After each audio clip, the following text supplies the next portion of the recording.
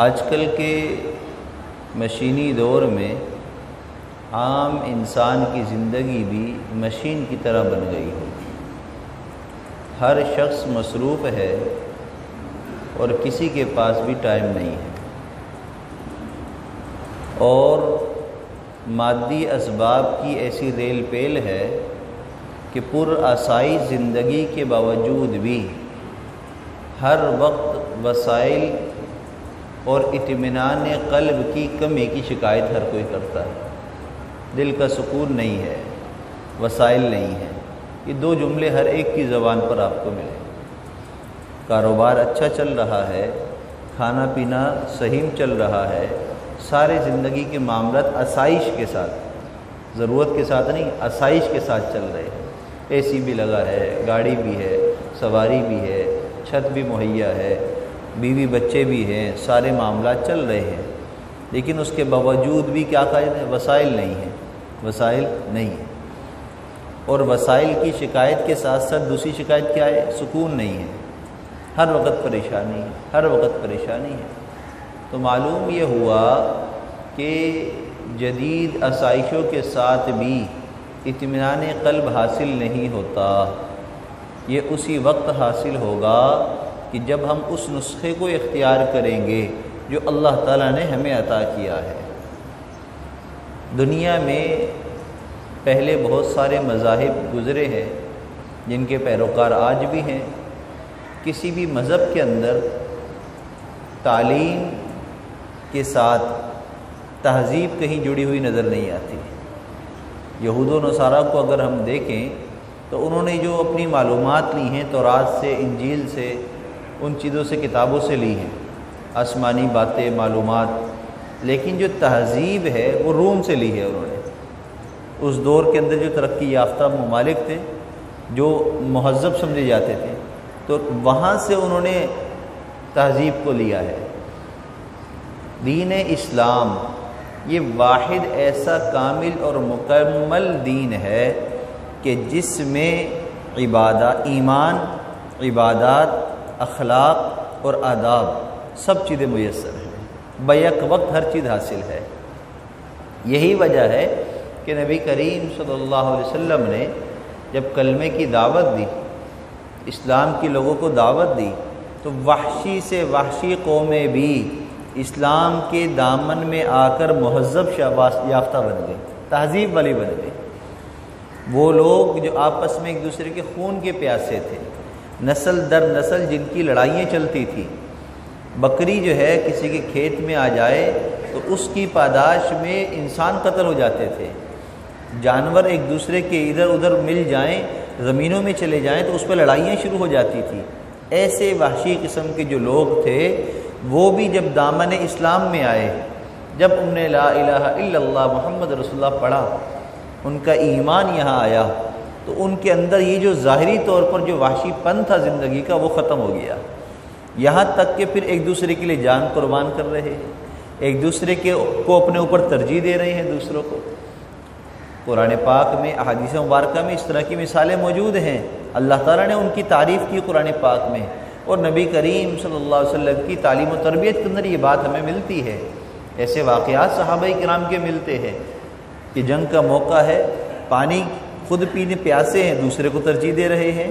ایک گھر کے اندر کھانے کے لیے کسی نے کچھ کھانا بھیج دیا، جیسے وہ سیری کا واقعہ معروف ہے فضائل اعمال کے اندر کہ ایک سیری جو ہے بکرے کی تھی یا جس چیز کی بھی تھی، وہ کھانے کے لیے ایک آدمی نے سوچا، گھر والے نے، کہ آج ہمارے پاس کھانے کو موجود ہے تو پتہ نہیں پڑوسی کے یہاں ہے کہ نہیں، تو اس نے سیری بھیج دی کہ وہ اس میں سے گوشت اور مغز وغیرہ نکال کر پکا لیں گے۔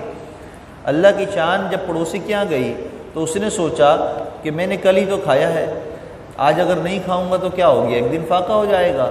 پڑوسی کے یہاں پتہ نہیں کھانا پکا ہے کہ نہیں پکا، اس نے وہاں بھیج دی، یہاں تک کہ 7-8 گھروں میں گھوم کر دوبارہ اسی گھر میں پہنچ گئی جہاں سے چلی تھی۔ اب بتائیے ذرا، اب یہ جذبہ جو ہے یہ اسلام کے ماننے والوں کے علاوہ کہیں آپ کو یہ جذبہ نہیں ملے گا۔ ہاں، حقوق العباد کی بات ہوتی ہے، حق کی بات ہوتی ہے، اور ہم مغربی معاشرے کی مثالیں دے رہے ہوتے ہیں، لیکن یہ مثالیں صحابہ کرام کی زندگی کی، ان کے گھرانوں کی تاریخ اٹھا کر دیکھ لیجئے کسی معاشرے میں آپ کو نہیں ملتی، نہ پہلے کبھی ملتی ہیں نہ بعد میں کبھی مل سکتی ہیں، اس لیے کہ یہ خاصہ صرف دین اسلام کا ہے، یہ خاصہ صرف دین اسلام کا ہے۔ تو اسی لیے ہمیں جو ہے اپنی زندگی کو اسلام والی زندگی بنانا ہے۔ اب آج کل کے دور کے اندر ایک بات اور ہوتی ہے، دین اور دنیا برابر، دین اور دنیا برابر لے کر چلو بھائی، بچہ حافظ ہے میٹرک بھی کراؤ، ادھر جو ہے نماز پڑھتا ہے تو دکانداری بھی سکھاؤ۔ اس کو ہمارے ہاں لوگ کیا کہتے ہیں، اگر کوئی بندہ 5 وقت نماز پڑھ لے، جیسے تیسے اس کو وقت مل جائے اور قرآن بھی پڑھ لیا کرے، تو ہم کہتے ہیں یہ بڑا دیندار ہے، یہ بڑا دیندار ہے۔ بھائی نماز پڑھ لینا دینداری نہیں ہے، قرآن پڑھ لینا دینداری نہیں ہے، روزہ رکھ لینا دینداری نہیں ہے۔ غور سے سن لیجئے، دین یہ نہیں ہے، ہاں دین کیا، یہ تو ارکان ہیں، یہ تو فرائض ہیں جو ہم پر لازم ہے، ہمیں کرنے ہی ہیں، اگر نہیں کریں گے قیامت کے دن سوال ہوگا اس کے بارے میں۔ دین تو نصیحت ہے، خیر خواہی ہے، دین تو ادب ہے، دین تو معاشرتی زندگی ہمیں سکھاتا ہے۔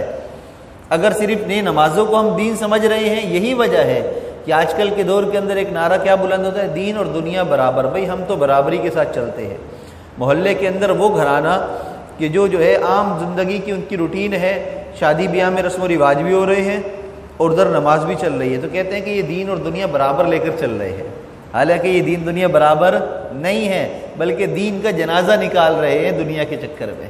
ہاں بہت خطرناک بات ہے یہ، اس کو سمجھنے کی ضرورت ہے۔ آج کل کے دور میں دین اور دنیا برابری کا نعرہ لگانے والے بھی وہ دنیاوی زندگی میں مگن ہیں، دین کی ان کو سمجھ بوجھ نہیں ہے۔ ہاں قرآن بتائیے مجھے کس کو آتا ہے، قرآن کس کو آتا ہے؟ قرآن کا صحیح عبور ہے ہمیں آج مسلمانوں کو؟ میں علماء کی بات نہیں کر رہا، میں حفاظ کی بات نہیں کر رہا، ہم تو سب عوام ہیں نا، ہم اپنا جائزہ لیں نا کہ ہمیں قرآن کتنا آتا ہے۔ صحابہ کرام رضوان اللہ علیہم مجمعین سارے عالم نہیں تھے، سارے مفتی نہیں تھے، سارے حافظ نہیں تھے، لیکن دیندار سارے تھے، دیندار سارے تھے، اور سب کو قرآن پڑھنا صحیح آتا تھا۔ اور اس کی وجہ یہ نہیں تھی کہ وہ اہل عرب تھے، بلکہ اس کی وجہ یہ تھی کہ وہ قرآن سیکھتے تھے، قرآن سیکھتے تھے۔ تو ہم تو اس چیز کو سیکھنا ضروری نہیں سمجھتے، ہم تو پڑھنا ضروری سمجھتے ہیں۔ دیکھیں سیکھنے اور پڑھنے میں فرق ہے، ہم بچپن میں بھی پڑھتے ہیں، بعد میں بھی پڑھتے ہیں، سیکھتے ہم نہیں ہیں۔ ہاں ہم اپنے بچوں کو جن گھروں کے اندر قرآن پڑھنے کے لیے بھیج رہے ہوتے ہیں، اکثر استانی پڑھانے والے خود حافظہ نہیں ہے، اس کو خود قرآن صحیح نہیں آتا، تو مجھے بتاؤ وہ سکھا رہی ہے یا پڑھا رہی ہے؟ اس نے جو پڑھا وہ آگے پڑھا دیا، پھر اس نے آگے جو پڑھا وہ آگے پڑھا دیا، تو ہم پڑھا رہے ہیں ایک دوسرے کو، ہم سکھا نہیں رہے۔ قرآن تو سیکھنے کی چیز ہے، دین تو سیکھنے کی چیز ہے، ادب تو سیکھنے کی چیز ہے۔ تو اس لیے یہ ہم اپنے ذہنوں سے نکال دیں کہ نماز روزہ حج زکوٰۃ تو بس دین پورا ہو گیا، دین اور دنیا کو برابری کریں گے تو پھر یاد رکھیے کہ جو آج ہمارا حشر ہے وہی ہوتا رہے گا، ہماری حالت تبدیل نہیں ہوگی۔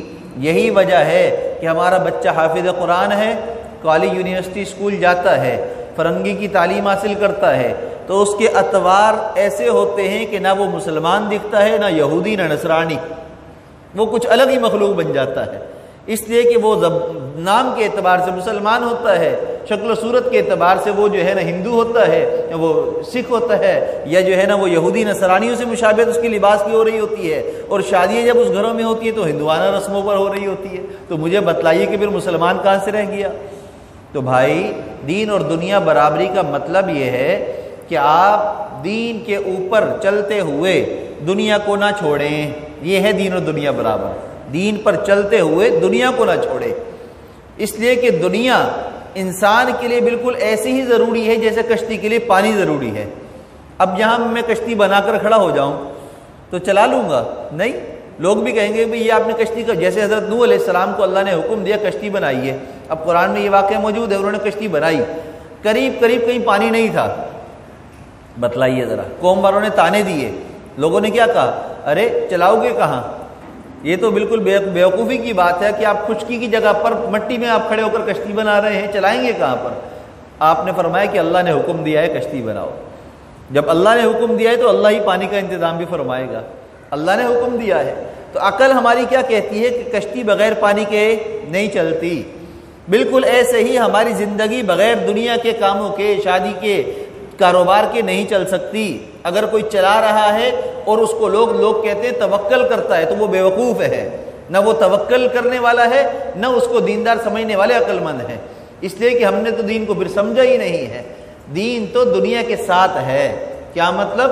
نماز بھی ہے، حج بھی ہے، روزہ بھی ہے، زکوٰۃ بھی ہے، صدقہ خیرات بھی ہے، ایک دوسرے کے حقوق بھی ہیں، لیکن دکانداری بھی کرنی ہے، کاروبار بھی کرنا ہے، آفس بھی جانا ہے، کالج یونیورسٹی بھی جانا ہے، سب چیزیں حاصل کرنی ہے، لیکن دین کو نہیں چھوڑنا۔ ہاں، دین کو نہ چھوڑنے کا مطلب یہ ہے جہاں دنیا کی کوئی چیز، کوئی کام، کوئی تعلیم اگر دین کے بارے میں رکاوٹ پیدا کرے گی، اگر وہاں کی تعلیم سے ہماری دین کی تعلیم ختم ہوگی تو پھر وہاں پر پھر دنیا کی تعلیم کی ہمیں ضرورت نہیں ہے۔ یہ مطلب ہے دین اور دنیا برابر کرنے کا۔ نبی کریم صلی اللہ علیہ وسلم نے صحابہ کرام کو تعلیم دی، پھر ضرورت پیش آئی۔ کیا ضرورت پیش آئی؟ کہ وفود بھیجے باہر ممالک میں، غیر عرب میں، عجب میں، رومی ہیں، ان کی زبان عرب نہیں ہے، تو نبی کریم صلی اللہ علیہ وسلم نے ایک صحابی سے کہا کہ آپ ان کی زبان سیکھ لیجئے تاکہ ان کے کوئی خطوط آتے ہیں تو وہ آپ ترجمانی کر کے ہمیں بتا سکیں کہ اس میں کیا لکھا ہوا ہے، یا ہم نے ان کو خطوط بھیجنے ہو تو ان کی زبان میں لکھوا کر ہم بھیج دیا کریں تاکہ ہماری دعوت ان تک پہنچ جائے۔ تو کیا مطلب؟ دین پر تھے، جہاں پر ضرورت پیش آئی دوسری زبان سیکھنے کی آپ نے سکھوائی۔ تو اس کا مطلب کیا ہوا کہ جہاں ہمیں دنیا میں جس چیز کو حاصل کرنے کی اور اسلام کی تعلیم کو پہنچانے کی جس چیز کی بھی ضرورت پڑے گی، چاہے وہ گاڑی ہو، بنگلہ ہو، مکان ہو، پیسہ ہو، اس کو ہم حاصل کریں گے، لیکن دین کے لیے کریں گے۔ ہاں، اگر آپ دین چھوڑ کر یہ سب حاصل کریں گے تو پھر زندگی بیکار ہے، پھر زندگی بیکار ہے۔ آج کل نوجوانوں سے یہ گلہ کرنا کہ بھئی یہ جو ہے نا ماں باپ کے نافرمان ہو جاتے ہیں، یا ادب نہیں کرتے ہیں، یا ان کا لینگویج کا انداز، بات کرنے کا انداز بے ادبانہ ہوتا ہے، یا ان کا حلیہ اور بال ایسے ہوتے ہیں، تو یہ گلے آج شکوے ہمارے درست نہیں ہیں۔ وجہ اس کی یہ ہے، وہ شاعر کہتا ہے نا کہ آج کل ہمارے ہاں جو حالات ہیں، طفل سے بو آئے کیا ماں باپ کے اتوار کی، طفل سے بو آئے کیا ماں باپ کے اتوار کی، دودھ ڈبوں کا ہے تعلیم ہے سرکار کی۔ تو ہم بچپن سے ہی دودھ جو ہے نا سرکاری ڈبوں کا پلاتے ہیں، تعلیم ہم جو ہے نا اسکول کالج میں فرنگی کی دلواتے ہیں، اور ہم چاہتے ہیں کہ ہمارا اثر ہماری اولاد میں آ جائے، تو بھائی کہاں سے آئے گا؟ آپ کو اپنا اثر ڈالنا ہے تو اپنی تربیت وہاں پیش کرنی ہے۔ عورتوں کے اندر، بعض عورتوں میں بہت بڑی خامی آج کل کیا، یہ عام ہو گئی یہ خامی، وہ کیا ہے کہ جہاں جو ہے بچے کے اندر کوئی غلطی نظر آتی ہے تو اس کو ڈانٹتی نہیں ہے، ڈانٹتی نہیں ہے، اور ڈانٹیں گی بھی ہلکا بھلکا، بیٹا یہ نہیں کرو بری بات ہوتی ہے، بس اتنا۔ اس ڈانٹنے کو بھی بہت سمجھ لیا ہے، حالانکہ یہ کوئی ڈانٹ ہی نہیں ہے۔ یہ تو اگر کوئی غیر اخلاقی بچہ حرکت کرتا ہے، چاہے وہ 5 سال کا ہے، 7 سال کا ہے، اس کو ڈانٹ ڈبٹ کے ساتھ تھپڑ لگانا بھی ضروری ہے، یہ ماں کا کام ہے، لیکن ماں یہ کام نہیں کرتی ہے۔ اگر یہی حرکت بچہ کرے اور والد دیکھ لے اور وہ ڈانٹنے لگے یا مارنے لگے تو ماں روک دیتی ہے، اور کیا کہتی ہے؟ بچہ ہے ابھی، بڑا ہو کر خود سیکھ جائے گا۔ اب یہ جو جملہ ہے نا، یہ زہر ہے ہمارے ہاں، ہماری زندگی کے لیے زہر ہے، ہماری تربیت کے لیے زہر ہے کہ ابھی بچہ ہے، بڑا ہو کر سیکھ جائے گا۔ ارے بھائی، یہ بچہ جو ہے نا پگھلتی ہوئی دھات کی مانند ہے۔ ہاں، لوہا، سونا اس دھاتے ہیں نا، اس کو ہم آگ میں پگھلاتے ہیں۔ جب ہم اس کو پگھلا رہے ہوتے ہیں نا تو اس وقت ہمیں سوچنا ہوتا ہے کہ ہم نے اس کو بنانا کیا ہے۔ اگر اس پگھلانے کے وقت میں اگر ہماری کوئی پلاننگ نہ ہو تو پگھلانے کے بعد ہم اس کو ہاتھ مارتے رہیں گے کہ بنائیں کیا اس کو، اور الٹا سیدھا کچھ اور بن جائے گا، اور پھر کہیں گے یہ کیا بن گیا۔ بالکل ایسے ہی آج ہم اپنے بچوں کی تربیت کے وقت کے اندر نہ ڈانٹ ڈپٹ کرتے ہیں، نہ سکھاتے ہیں۔ ہم کہتے ہیں بڑا ہو کر سیکھ جائے گا، جب وہ بڑا ہو کر وہ سب کچھ سیکھ جاتا ہے جو معاشرہ سکھا رہا ہوتا ہے، پھر آپ کہتے ہیں ہم نے تو ایسی تربیت نہیں کی تھی۔ ارے بھائی، یہ آپ ہی کی تربیت ہے، اس لیے کہ آپ نے اس کی تربیت یہ کی تھی کہ کسی کی ماننی نہیں ہے، آپ نے اس بچے کی تربیت یہ کی تھی اپنی منمانی کرنی ہے۔ یہی وجہ ہے کہ بچے بڑے ہو کر کیا کرتے ہیں، مان کر چلنے کے بجائے منوا کر چلنے کے عادی ہو جاتے ہیں۔ آج سب سے بڑا مسئلہ ماں باپ کے لیے ہے، بچے منوا کر چلتے ہیں، مان کر نہیں چلتے۔ چاہے بچہ ہو یا بچی ہو، ماں باپ کے اوپر دباؤ ڈالتے ہیں، شادی یہاں کرنی ہے، پڑھنا یہاں ہے، جانا یوں ہے، کپڑے یہ پہننے ہیں، اور ماں باپ کہتے ہیں بڑا ہے کوئی بات نہیں، اپنی مرضی کر رہا ہے، اچھا ہے ہم نے اس کو ویل سیٹ کر دیا، ابھی سے سمجھدار ہو گیا۔ بھائی، یہ سمجھداری نہیں ہے، خدا را اس چیز کو سمجھیے۔ ہاں، آپ دین اسلام کے پیروکار ہیں، مسلمان ہیں، ہمارے بچے مسلمان ہیں، ہم اپنے آپ کو بھی اسلام پسند بنائیں، ہم اپنے بچوں کو بھی اسلام کی تربیت پہ لے کر آئیں۔ بچوں کی ڈانٹ ڈپٹ کا مقصد ان کو اسلام کے اوپر ٹھہرانا ہوتا ہے، اسلام کے اوپر ان کو جمانا ہوتا ہے، اور ماں باپ اپنا فرض ادا نہیں کرتے۔ اور نہ کر رہے ہیں، جس کی وجہ سے مسائل دن بدن بڑھتے چلے جا رہے ہیں۔ اب تو حد اس بات تک پہنچ چکی ہے کہ ماں جو ہے، بیٹی جو ہے اپنی ماں کو حکم چلاتی ہے کہ اماں یوں کرنا ہے، ہاں فلاں لڑکے کو میں پسند کرتی ہوں، وہ لوگ آئیں گے تو آپ نے ہاں کرنی ہے، چاہے آپ کو پسند آئے یا نہ ہے۔ لڑکا کہتا ہے کہ مجھے فلاں کالج میں جانا ہے، ماں باپ کو سمجھ میں آئے یا نہ آئے، مجھے شام کو اتنے پیسے چاہیے، بس چاہے حرام کما کر لاؤ، جہاں سے ملاؤ، مجھے اتنے چاہیے۔ اب ماں باپ سارا دن جو ہے نا باپ کی بیٹے کے لیے شام کی فکر کرتے ہیں، اس کو اتنے پیسے دینے ہیں، اور اس طرح کی مثالیں آپ دیکھ لیں چاروں طرف پھیلی ہوئی ہمیں نظر آئیں گی۔ اس کو کہتے ہیں منوا کر چلنا، من مانی کرنا۔ من مانی صرف ماں باپ کی ہونی چاہیے، اپنی اولاد پر بھی، اپنے کام پر بھی، اپنی زندگی پر بھی۔ یہاں الٹا سسٹم ہے کہ ماں باپ بچوں کے تابع ہو کر چل رہے ہیں، جیسا بچہ کہے گا ویسا ہم کریں گے۔ اپنی زبان سے کچھ نکال دیا تو بچہ ناراض ہو جائے گا، جب ہم بوڑھے ہوں گے تو ہمیں گھر سے نکال دے گا، یا الگ جا کر رہ لے گا، ہمیں اپنے ساتھ نہیں رکھے گا۔ یہ مسائل آج پیدا ہیں، تو اس میں غلطی جتنی اولاد کی نظر آتی ہے اس سے 10 گنا زیادہ ماں باپ کی ہے، کہ ماں باپ نے ان کو تعلیم وہ دی ہے جس سے حالات یہی پیدا ہونے ہیں۔ وہ ایک شاعر کہتا ہے نا، ہم ایسی سب کتابیں قابل ضبطی سمجھتے ہیں جن کو پڑھ کر ہمارے بچے اپنے باپ کو خپتی سمجھتے ہیں۔ یہ آج باپ کو خپتی جو سمجھ رہے ہیں، بیکورڈ ہیں آپ، دقیانوس ہیں، آپ کی سوچ پرانی ہے، آپ کے زمانے میں ایسا ہوتا تھا، اب ایسا نہیں ہوتا۔ یہ ساری باتیں کرنے والے بچے وہی ہیں کہ جن کو ہم نے بچپن میں ادب نہیں سکھایا تھا، جن کو ہم نے بچپن میں اپنے باپ کے سامنے پیر پھیلاتے ہوئے ڈانٹا نہیں تھا۔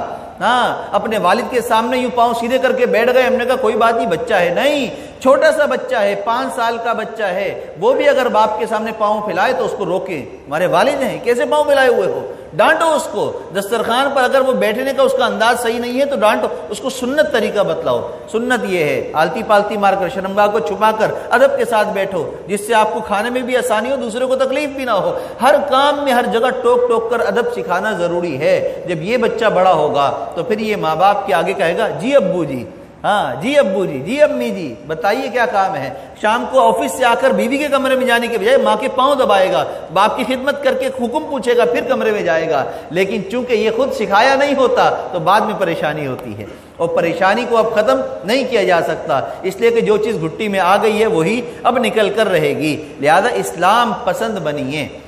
آج غیر قومیں جو ہے اسلام میں آ کر مہذب بن گئی ہیں، شائستہ والی بن گئی ہیں، ناشائستہ حرکتیں انہوں نے چھوڑ دی ہے، اور اسلام والے ان کی تعلیم کو، ان کے طور طریقوں کو اختیار کر کے آج غیر مہذب انداز اختیار کر رہے ہیں۔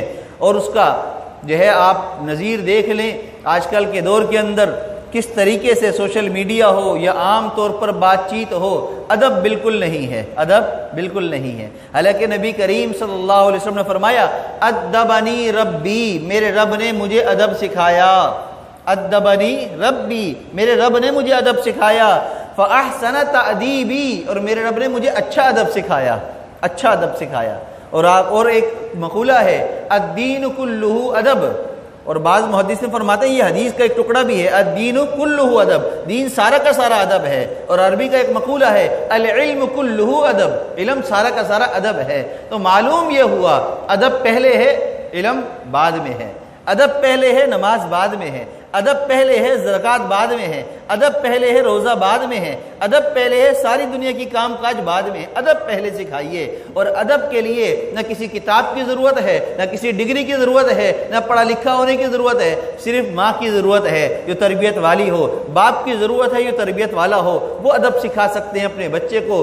ہاں، اسکول کالج میں مدرسوں میں وہ چیز نہیں بچہ سیکھ سکتا جو ماں باپ سکھا سکتے ہیں۔ تو ماں باپ اگر ادب سکھائیں گے ابتدا سے ہی اپنے بچے کی گھٹی کے اندر ہی، اب یہ گھٹی کیا ہے، اب یہ بار بار لفظ آ رہا ہے تو میں اس کی بھی وضاحت کر دوں۔